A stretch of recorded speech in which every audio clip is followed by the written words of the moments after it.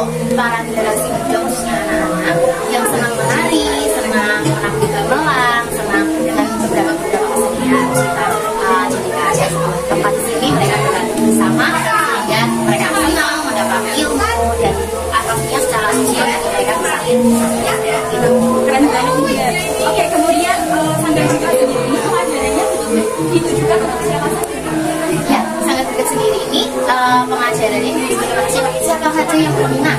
Ya, jadi mau dari anak-anak, terus anak-anak sekolah, terus dewasa, kuliah, bahkan ibu bapak-bapak juga bisa bergabung sama ya. Ya, Untuk anak-anak sendiri mungkin pengajarannya dimulai dari usia berapa? ya, kalau anak itu kita buka di usia 5 tahun. Jadi kenapa 5 tahun? Kalau 4 tahun itu kan anak-anak kan kita belum sekolah, ada yang sudah sekolah, ada yang belum sekolah. Nah, kalau 5 tahun itu anak-anak sudah bisa bicara larang lah. Jadi guru menyampaikan, siswa itu menangkap, jadi bisa kalau mungkin di bawah 5 tahun masih kurang bisa menangkap.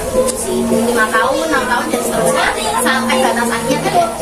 Jadi ibu-ibu atau bapak-bapak bisa di sini. Khusus untuk anak-anak sendiri, tarian yang diajarkan apa yang Ya, kita bisa bilang Mbak, pastinya usia 5 tahun sampai 12 tahun atau 17 tahun itu berbeda.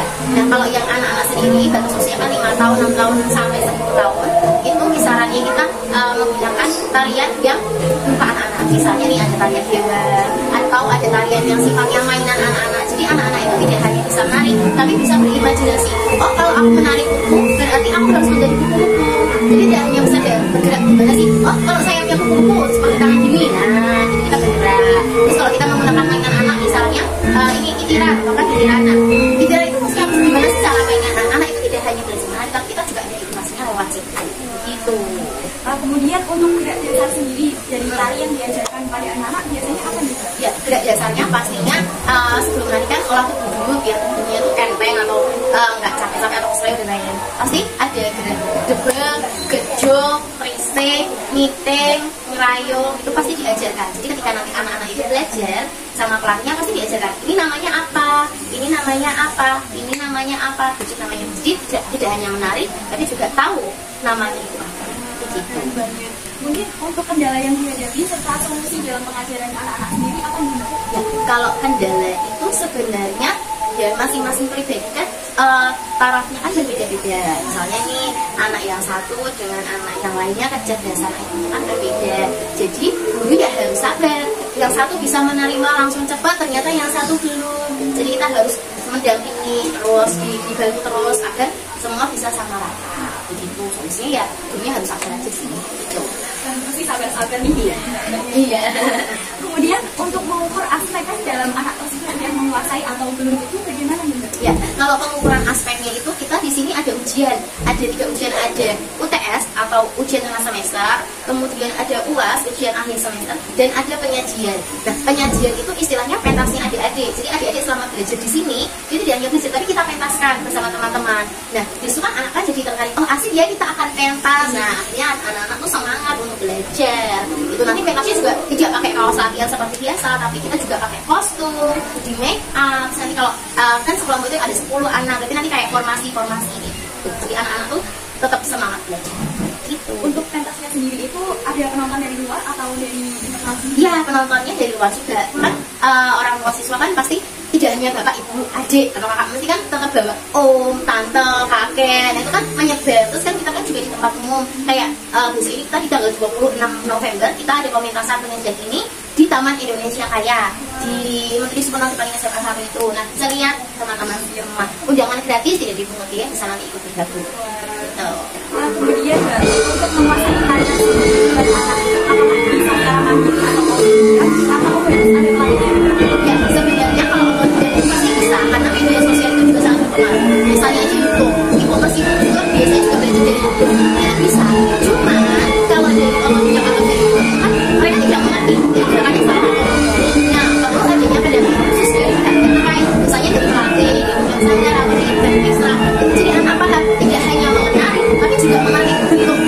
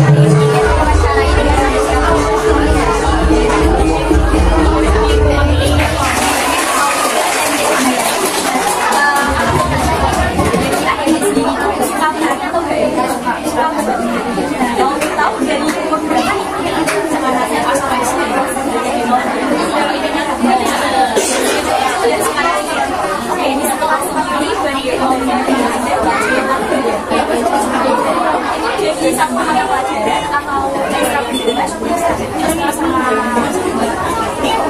itu punya intensi yang berbeda praktek atau teori ya. Oke, kalau dari tadi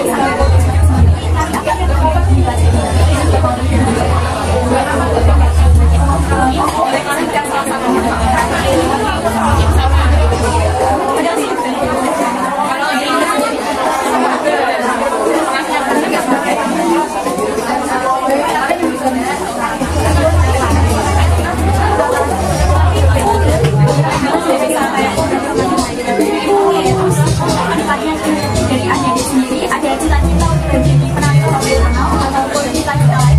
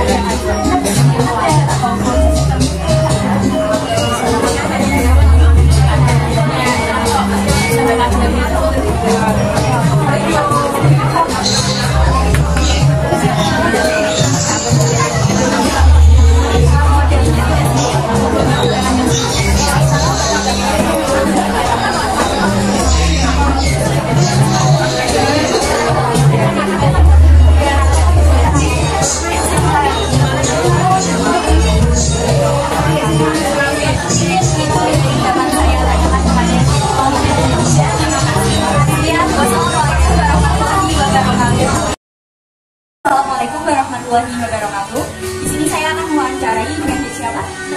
Tia. Tia kelas berapa ya? Kelas 3 SD. Nah, Tia ini suka nggak sih belajar tari? Nah, sukanya itu dari diri sendiri atau ada inspirasi mau jadi siapa atau gimana? Dari diri sendiri. Sangat-sangat sudah paham mengenai tari-tari ya, Dek. Nah, hal yang paling menyenangkan dalam tari menurut Tia apa? Senang nari banyak teman atau bisa belajar tari dengan siapa gitu. Gimana? Oh baik. Terus di sekolah sendiri diajarin tari nggak? Diajarin tari juga. Oh itu ada gurunya sendiri atau dari sana? Oh dari guru sendiri. Itu yang ngajar guru kelas wali kelas atau guru tari sendiri ya? Oh guru tari sendiri. Nah kalau sudah besar nanti ya mau cerita apa kalau boleh tahu? Jadi penari. Kalau penari yang jadi idolanya ya siapa ya? Belum ada. Kalau di sanggar tari terdekat pasti dia diajarin tari ya sama kakaknya. Dan dia yang udah diajarin apa aja di sanggar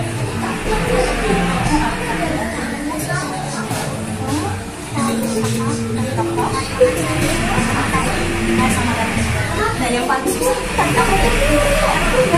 Itu gerakannya yang paling susah aja itu tadinya berkelompok atau sendiri-sendiri?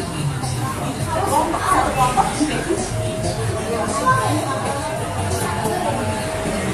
nah terus kalau kan ini ada gerakan yang sulit. Kalau menurut ya gerakan yang paling mudah dan paling menyenangkan itu yang bagaimana?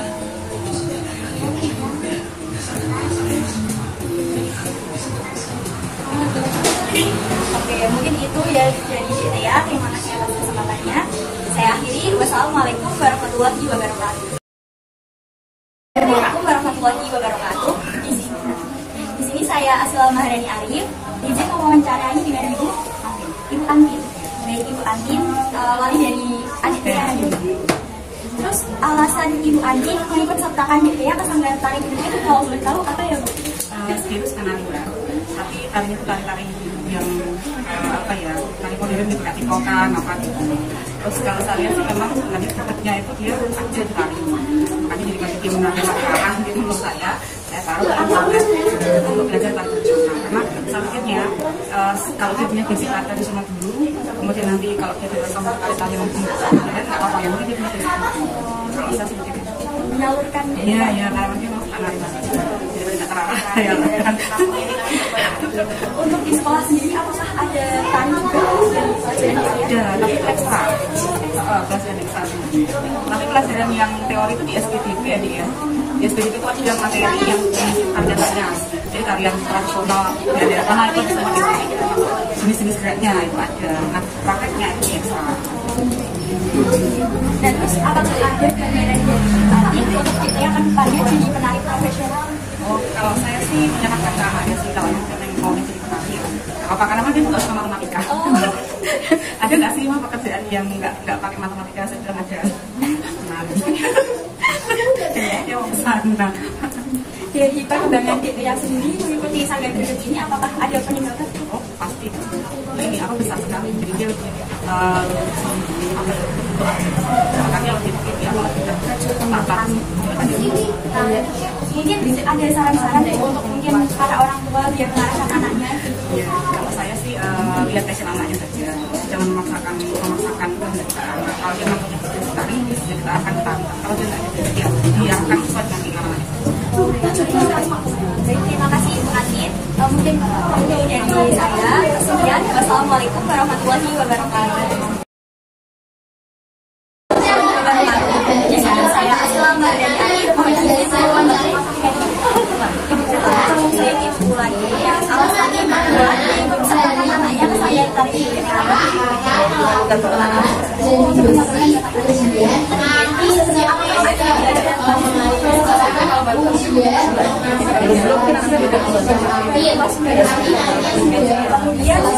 ada gambar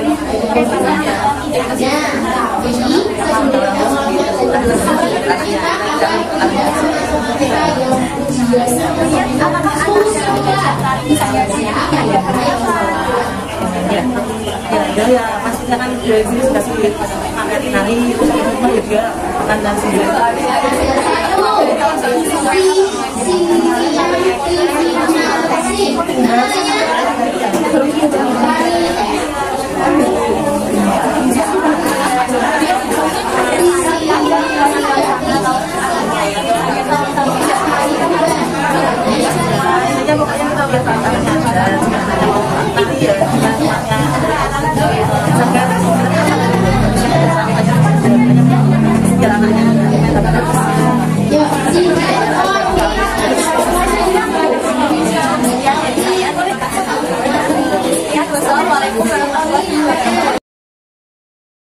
Assalamualaikum warahmatullahi wabarakatuh.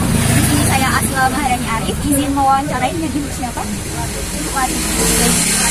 Ya, jadi ada sanggar tari krikit ini, apakah membantu Ibu Wati mungkin dalam berjualan atau dalam apa? Sangat membantu dulu. Jadi ada anak-anak yang mungkin istirahat di jajan pinggir. Nah, untuk Ibu Wati sendiri kenal tari Semarangan? Enggak kenal. Mungkin yang sering lihat apakah ada tetangga yang ada unsur tari itu? Jadi tari Semarangan sendiri Ibu Wati kurang kenal. Mungkin karena kurang sosialisasi mungkin yang lain. Nah, menurut dari Ibu Wati sendiri penting nggak sih pengembangan tari sendiri agar masyarakat sekitar dapat kenal? Ya. Mungkin dari Ibu Wati sendiri saran-saran buat generasi muda kan kita kan sekarang isu terus HP. Nah untuk tradisional sendiri mungkin harus masak. Ya. Baik, sekian terima kasih Ibu Wati. Wassalamualaikum warahmatullahi wabarakatuh. Jadi, Assalamualaikum warahmatullahi wabarakatuh. Di sini saya Asla Maharani Arif, mohon izin mewawancarai dengan Bapak siapa? Bapak Nur.